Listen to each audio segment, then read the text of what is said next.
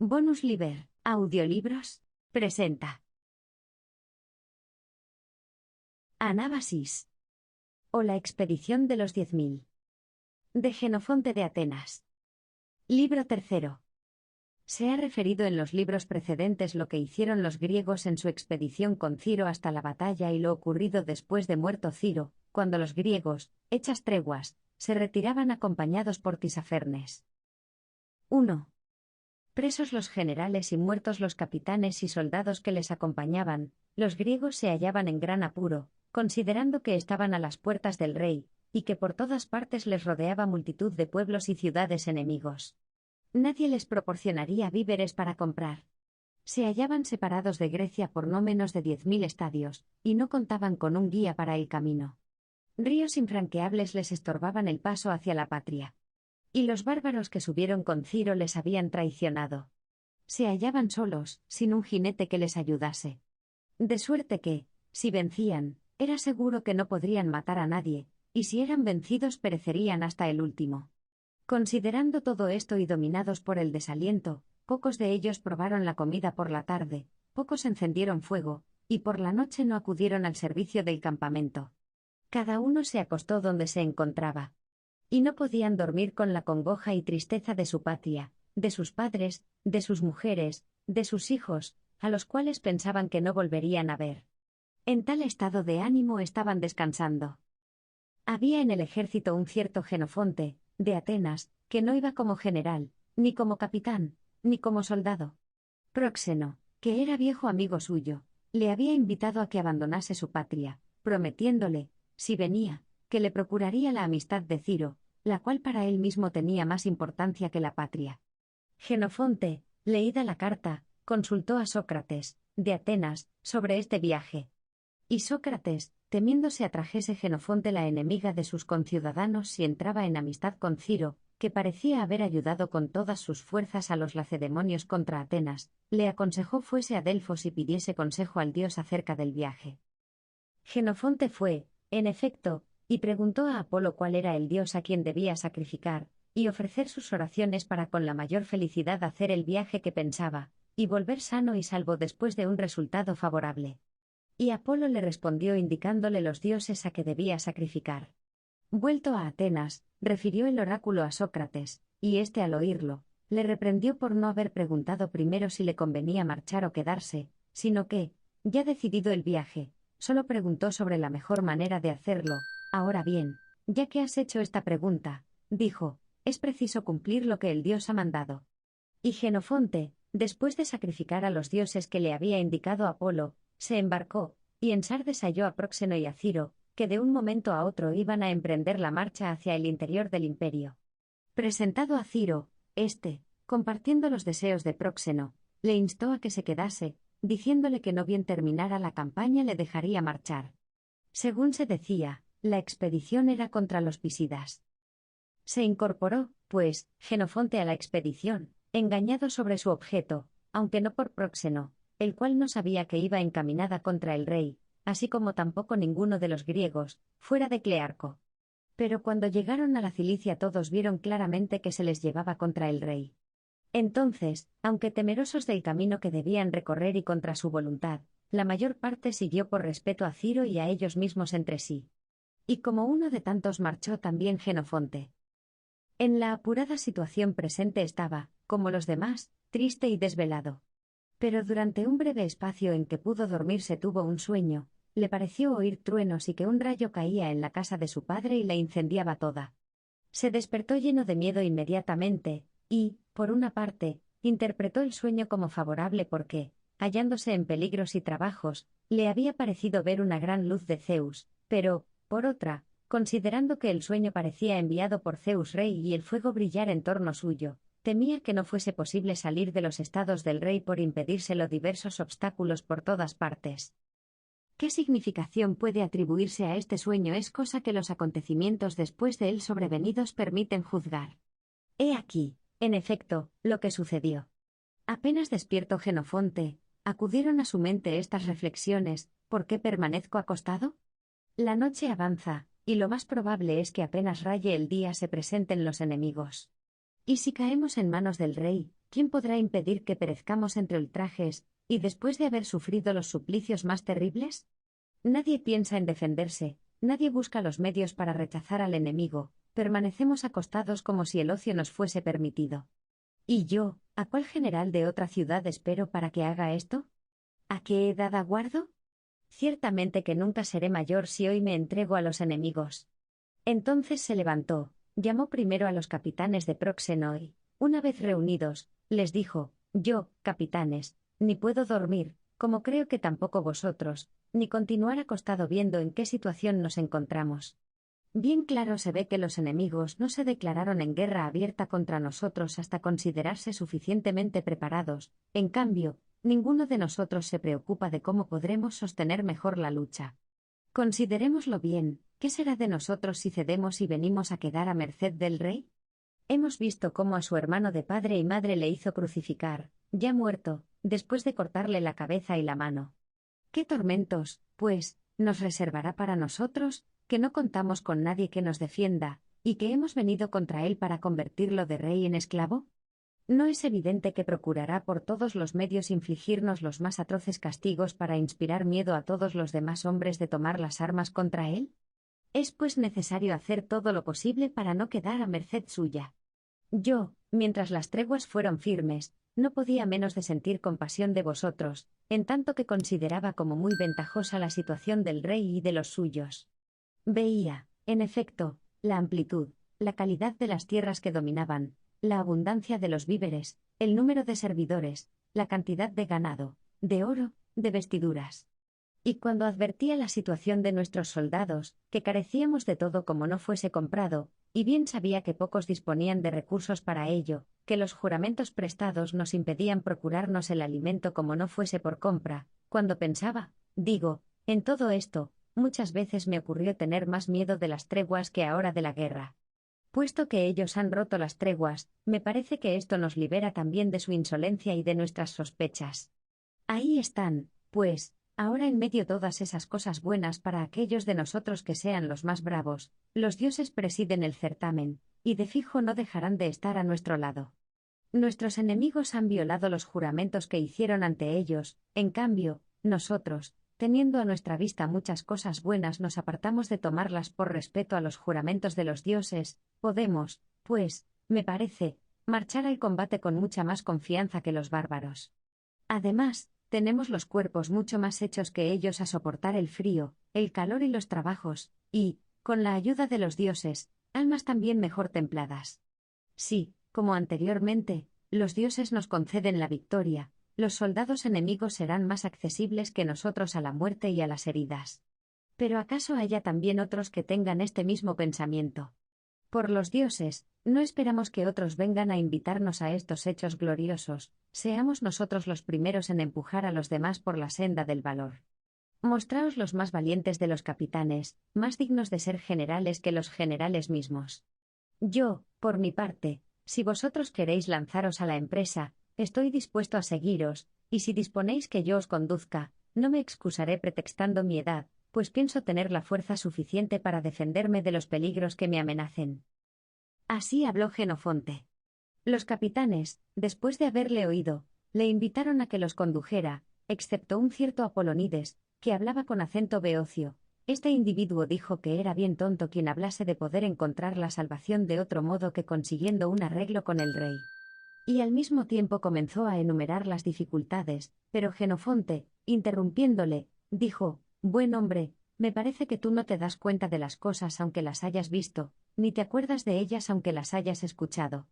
En el mismo sitio te encontrabas que estos cuando el rey, después de morir Ciro, envalentonado por este suceso, envió mensajeros pidiendo que entregásemos las armas.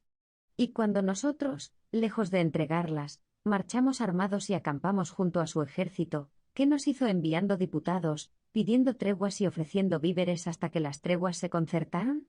Y cuando después los generales y capitanes, haciendo lo que tú aconsejas, acudieron sin armas y confiados en las treguas a conferenciar con ellos, ¿no es cierto que, golpeados, heridos, ultrajados, ni morir pueden los infelices, aun deseándolo vivamente, según pienso? Y sabiendo tú todas estas cosas calificas de necios a quienes aconsejan que nos defendamos, y dices que debemos volvernos a entablar tratos? Pienso que no debemos admitir en adelante a este hombre entre nosotros, sino que, despojándolo de su grado, podemos servirnos de él para transportar bagajes. Porque un griego que tiene este carácter deshonra a su patria y a la Grecia toda. Entonces Agasias, de Estinfalia, tomó la palabra y dijo: pero si este no tiene nada que ver con la Beocia ni con la Grecia en general, yo he visto que tiene las 2 orejas agujereadas como un lirio. Y así era en efecto.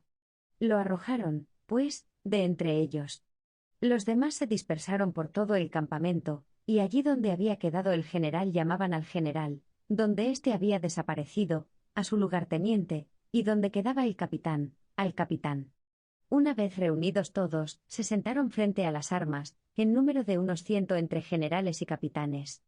La hora era como de medianoche. Entonces Jerónimo de Elea, el más viejo de los capitanes de Próxeno, principió a hablar en estos términos: generales y capitanes, al ver la situación presente creímos oportuno reunirnos, y llamaros a vosotros para ver si podemos tomar una resolución conveniente. Y añadió: di tú, Jenofonte, lo que nos dijiste.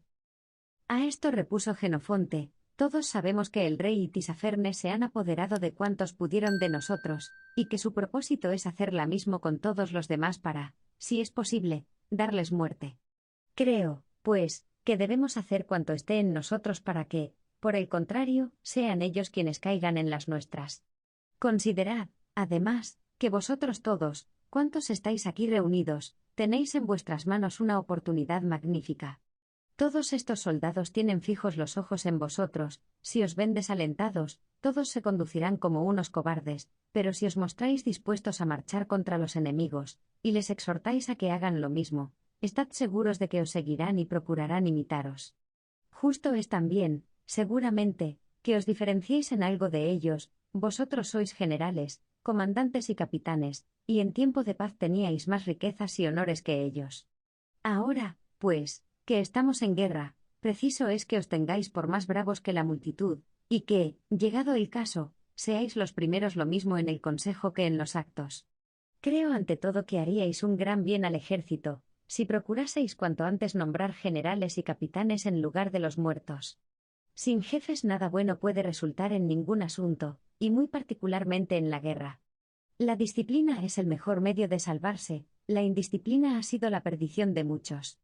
Una vez elegidos los jefes que hacen falta, si reunís a los demás soldados y les habláis animosamente, creo que haríais una obra muy necesaria. Sin duda habréis notado con cuánto desaliento han venido a las armas, con cuánto desaliento se han puesto de centinelas. En tal estado de ánimo no sé qué podrían hacer si se presentase un caso apurado, ya de día, ya de noche. Pero si alguien les apartase de pensar solo en lo que tienen que sufrir, y les hiciese pensar en lo que han de hacer, de seguro se pondrán mucho más animosos. Bien sabéis, en efecto, que en la guerra no es el número ni la fuerza lo que da la victoria. Aquellos que ayudados por los dioses marchan contra los enemigos con un corazón más resuelto no encuentran, por lo común, enemigo que les resista. He observado también, compañeros, que cuantos procuran por todos los medios escapar con vida en las empresas guerreras suelen morir cobarde y vergonzosamente. En cambio, a cuantos, convencidos de que la muerte es cosa común e inevitable para los hombres, se esfuerzan por morir honrosamente, los veo llegar a la vejez y vivir más felizmente mientras viven. Considerando, pues, todas estas cosas y el trance en que nos hallamos, es menester que os portéis valientemente, y animéis a los otros para que hagan la mismo. Dicho esto se calló. Después de él dijo Quirínofo: yo, Jenofonte, solo sabía de ti que eras ateniense, según había oído. Pero ahora te alabo lo que dices y lo que haces, y quisiera que los demás fuesen como tú, todos ganaríamos con ello.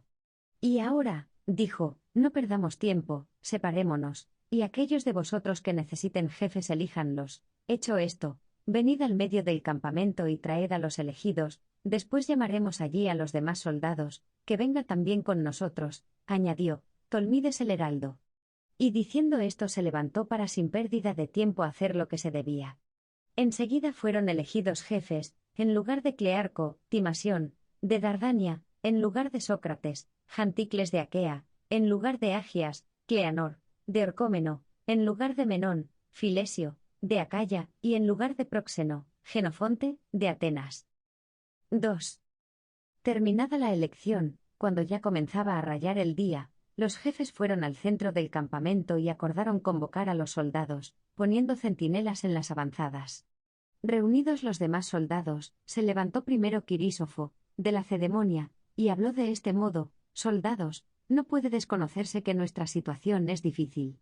Nos vemos privados de unos generales como eran los nuestros, de capitanes, de soldados, y, además de esto, Arieo y los suyos, que antes eran aliados nuestros, nos han hecho traición.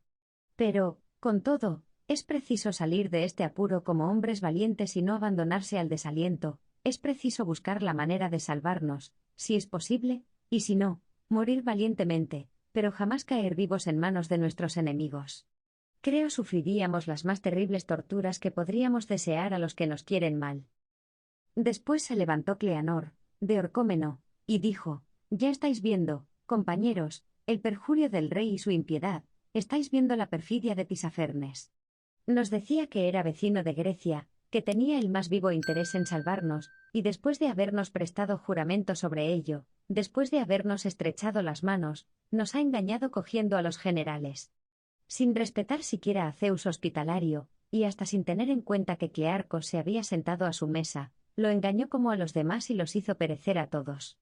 Por su parte Arieo, al cual queríamos hacer rey y con el cual cambiamos prendas de no hacernos traición los unos a los otros, sin temor a los dioses, sin respeto a Ciro muerto, que en vida le había honrado de un modo especial, se ha ido con los más fieros enemigos de su antiguo señor y está procurando hacernos daño a nosotros, los amigos de Ciro. Que los dioses le den su castigo. Nosotros, después de haber visto esto, no debemos dejarnos engañar otra vez por ellos, combatamos como podamos, dispuestos a sufrir lo que los dioses quieran enviarnos.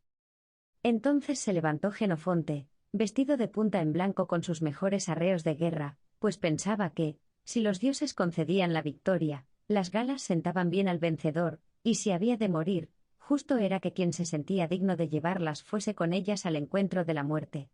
Y principió a hablar de esta manera: Cleanor acaba de hablaros del perjurio y la perfidia de los bárbaros, que, por lo demás conocéis también por vuestra parte. Si decidiéramos acercarnos de nuevo a ellos con intenciones amistosas, es inevitable que nos sintamos desalentados al considerar lo ocurrido a los generales que se entregaron a ellos confiados en su buena fe. En cambio, si nos resolvemos imponerles, con las armas en la mano, el castigo que merecen sus crímenes, y les hacemos la guerra por todos los medios, tenemos muchas y muy fundadas esperanzas de salvación. Mientras hablaba de esta manera, estornudó uno de ellos. Los soldados, al oírlo, adoraron todos al dios como por un solo impulso. 8.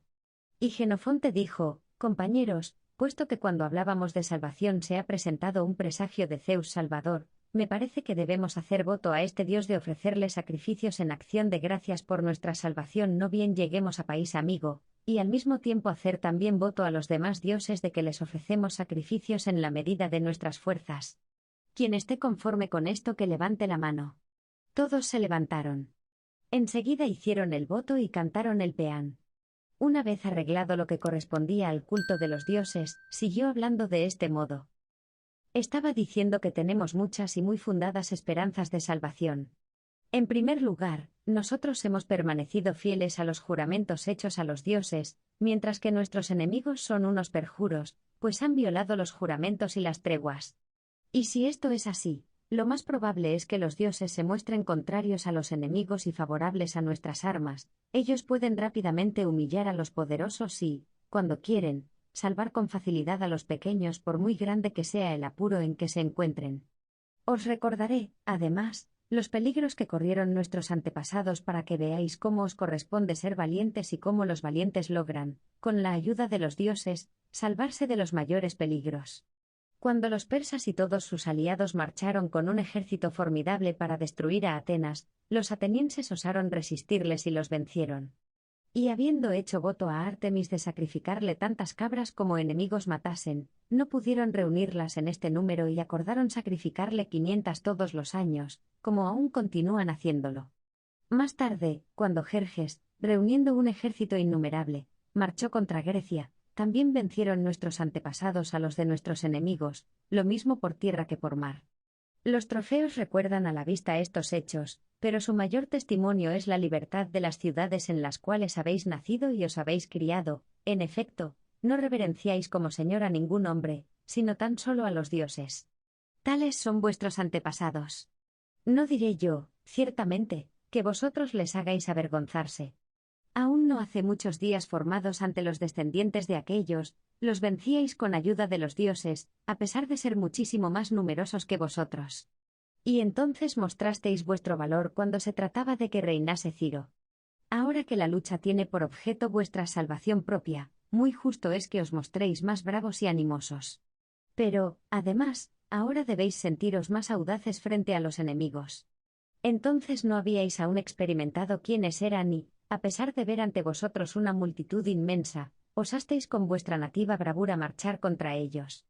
Ahora, pues, que habéis visto cómo no tienen ánimo para esperaros, aun siendo muy superiores en número, ¿cómo es posible que les podáis tener miedo?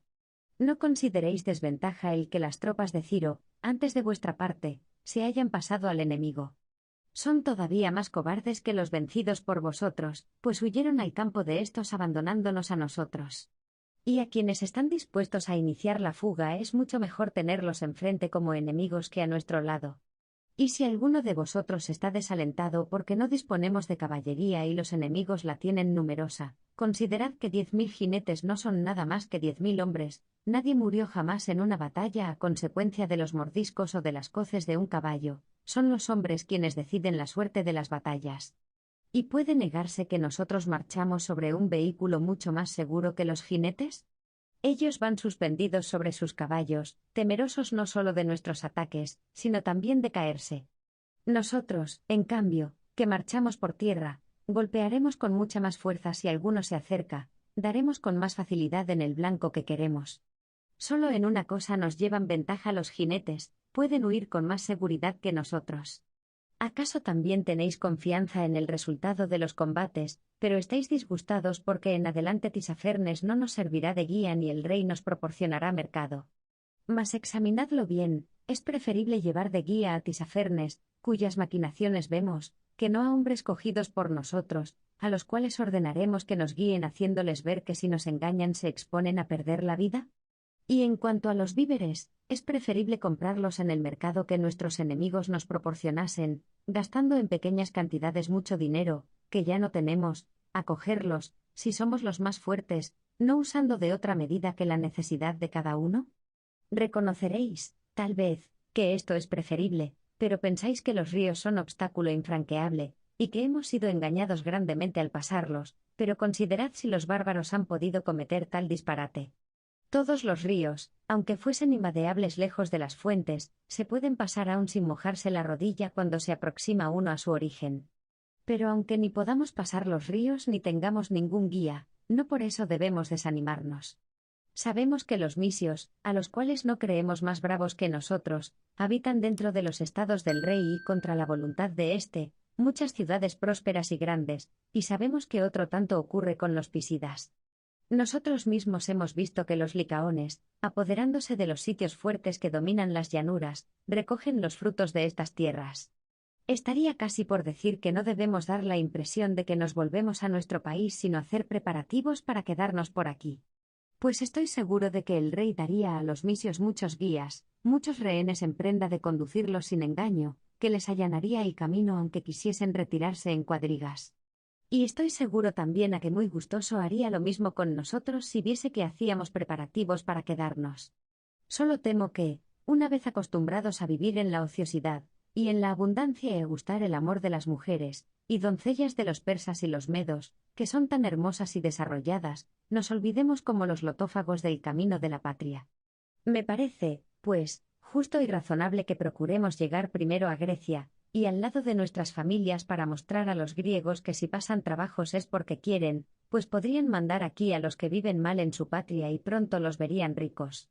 Pero todos estos bienes, compañeros, solo están evidentemente en manos del vencedor. Y conviene hablar del modo como marcharíamos con la mayor seguridad posible, y si es preciso luchar, cómo lucharíamos con la mayor eficacia. Me parece, pues, que ante todo debemos quemar los carros que tenemos para que no sean nuestras bestias las que dirijan nuestra marcha sin que podamos ir por donde convenga al ejército. Después es preciso también quemar las tiendas. Su transporte nos estorba mucho y no tienen utilidad ninguna ni para combatir ni para obtener víveres. Desprendámonos, además, de todos los bagajes superfluos, quedándonos solo con aquello que es necesario para la guerra o para comer y beber. De esta suerte, reducido el número de los dedicados a transportar los bagajes, podremos disponer de mayor número de hombres sobre las armas. Bien sabéis que si somos vencidos todo caerá en manos ajenas, y si vencemos podremos utilizar a nuestros mismos enemigos para llevar nuestras cosas. Me queda por decir lo que considero más importante. Ya veis que los enemigos no osaron hacernos la guerra hasta que cogieron a nuestros generales, pensando, sin duda, que mientras tuviéramos jefes y mientras nosotros les obedeciésemos éramos capaces de vencerles en la guerra, pero que una vez presos aquellos la falta de mando y la indisciplina darían al traste con nosotros. Es preciso, pues, que los jefes ahora elegidos sean mucho más celosos que los anteriores, y los soldados mucho más disciplinados y obedientes a los jefes actuales que a los anteriores. Y si alguno desobedeciese, conviene acordar que quien se halle presente ayude al jefe para castigarle. De este modo se verán los enemigos engañados en sus esperanzas, pues hoy mismo verán 10.000 clearcos en lugar de uno solo, los cuales no consentirán a nadie que se porte cobardemente. Pero ya es hora de hacer las cosas. ¿Acaso los enemigos se presentarán enseguida? Al que le parezca bien esto, que preste su aprobación cuanto antes, y si a cualquiera se le ocurre algo, que lo diga. Se trata de la salvación de todos. Después dijo Quirísofo, si algo hay que añadir a lo dicho por Jenofonte podremos estudiarlo enseguida. En cuanto a lo que acaba de decir, me parece lo mejor que lo votemos inmediatamente. El que esté conforme que levante la mano. La levantaron todos.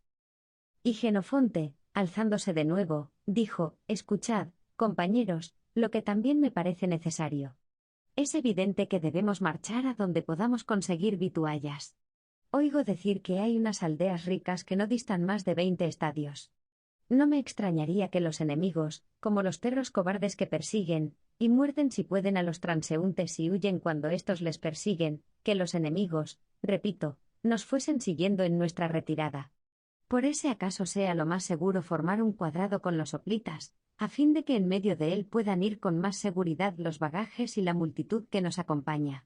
Y si se designase desde ahora quiénes deben guiar el frente del cuadro y poner en orden la vanguardia, quiénes irán a los dos lados y quiénes marcharán a retaguardia, no necesitaríamos deliberar nada cuando los enemigos se presentasen, sino que nos bastaría con utilizar las tropas tal como fuesen formadas. Si a alguno se le ocurre algo mejor, que se haga de ese modo, pero a mí me parece que Quirísofo podría mandar la vanguardia, puesto que es lacedemonio. De los lados se encargarían los dos generales de más edad, y a retaguardia podríamos ir por ahora nosotros, los más jóvenes, yo y Timasión. Y después, una vez que hayamos probado este orden, decidiremos lo que nos parezca ser más conveniente. Si alguno ve algo mejor, que lo diga.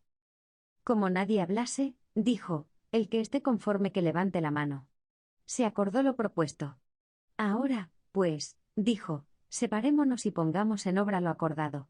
Y que todo aquel que desee volver a ver de nuevo a su familia se acuerde de ser hombre valiente, es la única manera de conseguirlo, que quien desee vivir se esfuerce por vencer, los vencedores son los que matan y los vencidos los que mueren. Y si alguno siente deseos de riqueza, esfuércese por obtener la ventaja, pues los vencedores pueden salvar sus bienes y cogerlos de los vencidos. 3. Terminados estos discursos se levantaron y, separándose por el campamento, quemaron los carros y las tiendas. En cuanto a lo superfluo de los bagajes, cambiaron entre sí lo que cada uno necesitaba y el resto lo arrojaron al fuego. Hecho esto se pusieron a almorzar, y mientras lo hacían llegó a ellos Mitrídates con unos 30 jinetes invitando a los generales a que se acercaran al alcance de su voz les habló así, ya sabéis, griegos, que Ciro tenía confianza en mí y que ahora siento simpatía por vosotros, con grandísimo miedo he venido aquí. Si viese, pues, que habíais tomado una resolución que pudiese salvaros me vendría con vosotros y conmigo todos mis servidores. Decidme, pues, ¿qué tenéis en proyecto? Puesto que soy vuestro amigo, os tengo buena voluntad y deseo ir en compañía de vosotros. Los generales deliberaron entre sí y decidieron contestar así, por boca de Quirísofo, hemos decidido que, si se nos deja marchar a nuestra patria, atravesaremos el país haciendo el menor daño posible, pero si alguien nos pone obstáculo, le haremos la guerra con todas nuestras fuerzas.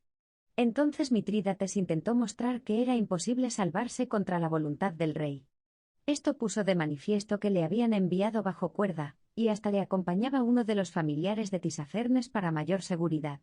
Desde este momento decidieron los generales que lo mejor sería declarar que mientras siguiesen en país enemigo se haría la guerra sin admitir heraldos, porque estos mensajeros sonsacaban a los soldados, y en esta ocasión consiguieron corromper a un capitán, Nicandro, de Arcadia, que se escapó por la noche con unos 20 hombres. Después de esto almorzaron y, atravesando el río Zapata, marcharon formados, con las acémilas y la multitud en el centro del cuadro. No habían avanzado aún mucho cuando apareció de nuevo Mitrídates con unos 200 jinetes, y unos 400 arqueros y honderos muy ágiles y buenos corredores. Se fue acercando a los griegos con muestra de venir como amigo, pero, llegado cerca, sus jinetes y peones comenzaron de repente a lanzar flechas, y los honderos piedras que causaron numerosos heridos. Los griegos que iban a retaguardia sufrieron mucho sin poder contestar el ataque, porque las flechas de los arqueros cretenses no alcanzaban a los persas, y como iban sin armaduras los habían encerrado en el centro, los hombres armados de jabalinas tampoco podían alcanzar a los honderos. Entonces a Jenofonte le pareció que era preciso perseguir al enemigo, y con los hoplitas y peltastas que iban con él a retaguardia se lanzó a la persecución. Pero no cogieron a ningún enemigo, porque los griegos no tenían caballería, y los peones no podían alcanzar a los peones persas en un pequeño espacio, pues no podían apartarse mucho del grueso del ejército. En cambio, los jinetes bárbaros mientras iban huyendo disparaban sus flechas volviéndose para atrás y hacían daño. Y los griegos todo el terreno que avanzaban en la persecución tenían después que retrocederlo combatiendo, de suerte que durante todo aquel día no recorrieron mucho más de 25 estadios, y solo ya caída la tarde llegaron a las aldeas. Otra vez se apoderó el desaliento de los griegos. Quirísofo y los generales de más edad reprochaban a Jenofonte que se había separado de la falange para ir en persecución del enemigo, poniéndose en peligro sin por eso haber podido hacer ningún daño al enemigo. Oyendo esto Jenofonte les daba la razón. Pero, añadió, me vi forzado a perseguir, porque veía que si nos estábamos quietos sufríamos el daño que nos quisiera hacer el enemigo sin poder devolvérselo. Y cuando nos pusimos a perseguir sucedió efectivamente lo que vosotros decís, no pudimos hacer más daño que antes a los enemigos, y la retirada la efectuamos con mucho trabajo. Debemos, pues, dar gracias a los dioses porque no vinieron los enemigos con mucha fuerza, sino solo con un corto número de soldados, de suerte que no pudieron causarnos muchas pérdidas y, en cambio, nos han hecho ver lo que nos falta. Ahora los enemigos nos arrojan flechas y piedras desde una distancia a la cual no pueden llegar ni los arqueros cretenses ni los que lanzan dardos con la mano. Y si los perseguimos no podemos separarnos mucho del ejército, y en un corto espacio, por muy rápido que sea un peón, no puede alcanzar a otro que le lleva de ventaja un tiro de arco. Si queremos, pues, impedir que nuestros enemigos puedan hacernos daño en nuestra marcha, necesitamos cuanto antes honderos y jinetes. Oigo que en nuestro ejército hay rodios, muchos de los cuales, según dicen, saben manejar la banda lanzando las piedras a doble distancia que los honderos persas. Estos no pueden llegar muy lejos, porque emplean piedras gruesas, en cambio, los rodios saben usar balas de plomo.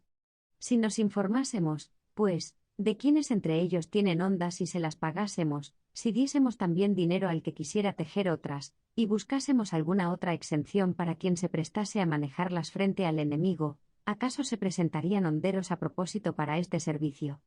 Por otra parte, veo que hay caballos en el ejército, uno conmigo, otros que pertenecieron a Clearco, y otros muchos cogidos por nosotros y que llevan los bagajes. Si escogemos entre estos los mejores, poniendo la carga en otras acémilas, y equipamos a los caballos de suerte que puedan ser montados, esta caballería podrá molestar al enemigo en su fuga. Aceptaron este parecer, y aquella misma noche se reunieron hasta 200 honderos. Al día siguiente fueron elegidos hasta 50 caballos, y jinetes y se les dieron coletos y corazas. Fue nombrado jefe de este destacamento Licio, de Atenas, hijo de Polistrato. 4. Permanecieron en este sitio un día, y al siguiente partieron más temprano que de costumbre. En el camino había un barranco, y se temía que los enemigos atacasen al pasarlo. Ya lo habían pasado cuando apareció de nuevo Mitrídates con 1000 caballos y unos 4000 arqueros y honderos. Le había pedido a Tisafernes tan gran número, prometiéndole que si se los daba pondría en sus manos a los griegos, envanecido porque en el ataque anterior, con un reducido cuerpo, no había sufrido ningún daño, mientras, según él pensaba, lo había causado grande al enemigo, y Tisafernes le concedió lo que pedía. Los griegos se hallaban ya a 8 estadios del barranco cuando Mitrídates lo pasó con sus fuerzas. Estaban designados los hoplitas y peltastas que debían atacar a los enemigos, y se había dado orden a los jinetes de que persiguiesen al enemigo sin miedo, pues detrás de ellos marchaban tropas suficientes para sostenerlos. Ya Mitrídates los había alcanzado y principiaban a llegar flechas y piedras, cuando sonó la trompeta entre los griegos e inmediatamente echaron a correr los peones designados, al mismo tiempo que la caballería se lanzaba sobre los bárbaros, los cuales, lejos de esperarla, huyeron hacia el barranco. En esta fuga perecieron muchos peones enemigos, y en el barranco fueron cogidos vivos hasta 18 jinetes. Aunque no habían recibido orden en este sentido, los griegos mutilaron a los muertos, a fin de inspirar más terror a los enemigos. Después de tal desastre los enemigos se alejaron, y los griegos continuaron tranquilamente su marcha durante el resto del día hasta llegar al río Tigris. Allí había una ciudad grande, aunque desierta, llamada Larisa 9. En tiempos antiguos la habitaban los medos. Sus murallas tenían 25 pies de ancho y 100 de alto, con 2 parasangas de circuito. Estaban construidas con ladrillos cocidos, pero su base, de 20 pies de altura, era de piedra. Cuando los persas despojaron a los medos de su imperio, el rey de Persia puso sitio a esta ciudad, y no podía apoderarse de ella de ninguna manera, pero una nube se puso delante del sol y lo hizo desaparecer, de suerte que los sitiados se llenaron de miedo y los persas pudieron tomar la ciudad. Cerca de esta ciudad se levantaba una pirámide de piedra que tenía un pletro de ancho y 2 de alto. Sobre ella estaban gran número de bárbaros que habían huido de las aldeas cercanas. Desde allí recorrieron 6 parasangas en una etapa, hasta llegar a una gran muralla desierta. La ciudad a que daba la vuelta esta muralla tenía por nombre Mespila, en tiempos antiguos la habitaban los medos. La base de la muralla era de piedra pulimentada, y tenía 50 pies de alto por 50 de ancho. Sobre esta base se alzaba una muralla de ladrillo de 50 pies de ancho y 100 de alto. El circuito del muro era de 6 parasangas. Según se cuenta, a esta ciudad huyó Medea, mujer del rey, cuando el imperio de los medos fue destruido por los persas. El rey de estos le puso cerco, y no podía tomarla ni por la fuerza ni por el tiempo. Pero Zeus aterrorizó con sus rayos a los habitantes, y de este modo fue tomada la ciudad. Desde allí recorrieron 4 parasangas en una etapa. Durante la marcha se presentó Tisafernes con su caballería, las tropas de Orontes, el que estaba casado con la hija del rey, los bárbaros que habían acompañado a Ciro, los que el hermano del rey había llevado en socorro de éste y, además, todas las fuerzas que el rey le había concedido, de suerte que el ejército presentaba una multitud imponente. Cuando llegaron cerca colocó una parte de estas fuerzas detrás de los griegos y otra parte la condujo de flanco. Pero no se atrevió a atacar ni a correr los riesgos de una batalla, sino que se limitó a disponer que arqueros y honderos disparasen sus armas.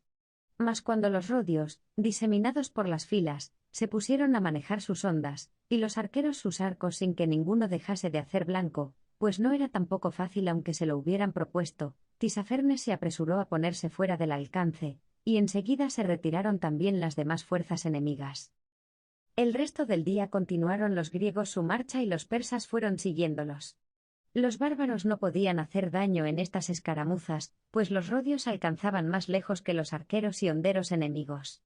Los arcos de los persas son grandes, de suerte que cuantos los griegos podían coger eran muy útiles a los cretenses, que continuaron sirviéndose de los arcos enemigos, y se ejercitaban disparando hacia arriba con gran fuerza. También encontraron en abundancia por las aldeas cuerdas y plomo que utilizaron para las hondas.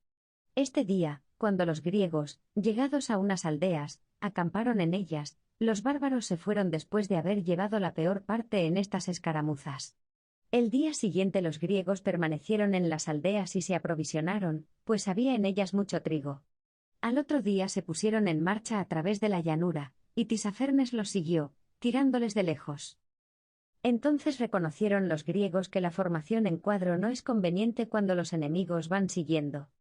Pues si las alas del cuadro se estrechan, ya por la angostura del camino, ya por exigirlo el paso de montañas o de puentes, es inevitable que los hoplitas marchen con dificultad, apretados unos contra otros y desordenados, de suerte que es difícil servirse de ellos en tal desbarajuste. Y cuando las alas vuelven a su posición primera, forzoso es que al separarse los antes apretados resulte un vacío, cosa que produce desaliento en los soldados cuando se ven seguidos por los contrarios. Cuando era preciso atravesar un puente o algún paso, todos se apresuraban queriendo ser los primeros, y los enemigos tenían entonces una ocasión favorable para el ataque. Viendo esto, los generales organizaron 6 compañías, de 100 hombres cada una, nombrando para mandarlas a los correspondientes capitanes, pentecosteros y enomotarcos. Y en las marchas, cuando las alas se reducían, estas tropas se paraban para no estorbarles, y quedándose atrás seguían por fuera de las alas. Cuando, al contrario, se separaban los flancos del cuadrado, ellos llenaban el medio, si era poco considerable, formados por compañías, si era mayor por pentecostías y si era muy grande por enomotías, de suerte que siempre estaba lleno el medio. Si era preciso pasar un paso o un puente o había desorden, pues las compañías pasaban por su orden, y si por acaso había necesidad de formarse en falange, estas compañías estaban siempre dispuestas. De este modo hicieron 4 jornadas. El quinto día, cuando iban marchando, vieron un palacio, al amanecer, y a su alrededor muchas aldeas. El camino que a él conducía pasaba entre unas colinas elevadas que descendían de la montaña sobre la cual se encontraban las aldeas. Los griegos, como era natural, vieron con gusto las colinas, puesto que sus enemigos eran jinetes. Al salir de la llanura subieron la primera colina, y cuando bajaban para subir la segunda sobrevinieron los bárbaros, y conducidos a latigazos se pusieron a tirar flechas y piedras desde lo alto. Hirieron así a muchos griegos, y los gimnetas tuvieron que refugiarse vencidos dentro de las filas de los hoplitas, de suerte que este día los honderos y los arqueros, metidos entre los bagajes, no fueron de ninguna utilidad. Y si los griegos, fatigados de esto, intentaban cargar al enemigo, la pesada armadura de los hoplitas les hacía muy difícil alcanzar la cumbre, mientras los enemigos escapaban velozmente. Otro tanto sufrieron al reunirse con el resto del ejército, y en la segunda colina ocurrió lo mismo, de suerte que al llegar a la tercera decidieron no mover los soldados, y enviar a la montaña un destacamento de peltastas sacado del flanco derecho. Cuando los enemigos vieron que estos peltastas se encontraban encima de ellos dejaron de atacar a los que bajaban, temerosos de verse cortados y envueltos. De esta suerte marcharon el resto del día, los unos por el camino de las colinas y los otros acompañándoles por la montaña, hasta que llegaron a las aldeas, donde establecieron 8 médicos, pues había muchos heridos. Allí permanecieron 3 días a causa de los heridos y porque, además, tenían víveres en abundancia, harina de trigo, vino y mucha cebada para los caballos. Todas estas provisiones habían sido reunidas para el sátrapa del país. Al cuarto día bajaron a la llanura. Tisafernes siguió picándoles la retirada, y ellos acamparon en la primera aldea que vieron, pues la necesidad aconsejaba no continuar la marcha en un continuo combate. Muchos, en efecto, no podían combatir, unos por estar heridos y otros por tener que llevar a estos o las armas de los portadores. Una vez acampados, los bárbaros intentaron contra ellos una escaramuza avanzando contra la aldea. Pero los griegos les llevaron ventaja, había mucha diferencia entre rechazar al enemigo haciendo una salida, y tener que resistir los ataques estando en marcha. Ya iba la tarde avanzada y había llegado para los enemigos la hora de retirarse. Porque jamás acamparon los bárbaros a menos de 60 estadios de los griegos, temerosos de que les atacasen por la noche. En efecto, un ejército persa resulta detestable en caso semejante. Los caballos están atados y casi siempre con trabas para evitar que huyan en caso de soltarse, y si ocurre una alarma es preciso que el soldado persa ensille, embride y monte su caballo después de haberse puesto su armadura, cosas todas difíciles de noche y en medio de un tumulto. Por eso acampaban lejos de los griegos. Cuando se vio que los bárbaros querían retirarse, y que se estaban transmitiendo las órdenes para ello, los heraldos gritaron a los griegos que se prepararan de manera que los oyesen los enemigos. Durante algún tiempo estos difirieron su retirada, pero ya caída la tarde se pusieron en marcha, pues no les parecía conveniente marchar a su campamento de noche. Cuando los griegos estuvieron seguros de que se iban, ellos también levantaron el campo y se pusieron en marcha, recorriendo unos 70 estadios. La distancia entre los ejércitos era tal que ni al día siguiente ni al otro se vieron enemigos. Pero al cuarto día los bárbaros, que habían avanzado por la noche, ocuparon una posición elevada, ante la cual los griegos debían pasar, la cresta de una montaña, bajo la cual estaba el camino que conducía a la llanura. Quirísofo, al ver que los enemigos, adelantándose, habían ocupado esta altura, mandó llamar a Jenofonte, que iba a retaguardia, ordenándole que pasase a la vanguardia con los peltastas. Jenofonte no llevó a los peltastas, pues acababa de ver a Tisafernes con todo su ejército, pero picó espuelas a su caballo y, llegado junto a Quirísofo, le preguntó: ¿por qué me llamas? Ya puedes verlo, le contestó el otro. El enemigo ha ocupado antes que nosotros la altura que domina el camino. Pero, ¿por qué no has traído a los peltastas? Jenofonte le respondió que no le había parecido bien dejar desamparada la retaguardia cuando los enemigos se presentaban. Pero, continuó, es preciso ver el medio de desalojar de la colina a esos hombres. Entonces Jenofonte vio la cumbre de la montaña, situada encima de donde se encontraba el ejército griego, y que desde ella un camino conducía a la colina donde estaban los enemigos. Lo principal, Quirísofo, dijo, es que nos lancemos lo antes posible sobre la cima. Si nos apoderásemos de ella no podrán mantenerse los que nos cierran el camino. Si te parece, tú puedes permanecer aquí con el ejército, yo estoy dispuesto a marchar, pero, si lo prefieres, ve tú a la montaña y yo me quedaré aquí. Dejo a tu elección lo que quieras, dijo Quirísofo. Jenofonte respondió que, puesto que era el más joven, elegía marchar, y le rogó le diese a algunos hombres del frente, pues sería demasiado largo mandarlos venir de la retaguardia. Quirísofo le concedió los peltastas del frente, sustituyéndolos por los que iban en el centro del cuadro. Pusiéronse, pues, en marcha con toda la rapidez posible. Los enemigos que estaban sobre la colina, al ver que se dirigían a la cumbre, se lanzaron inmediatamente para llegar antes que ellos.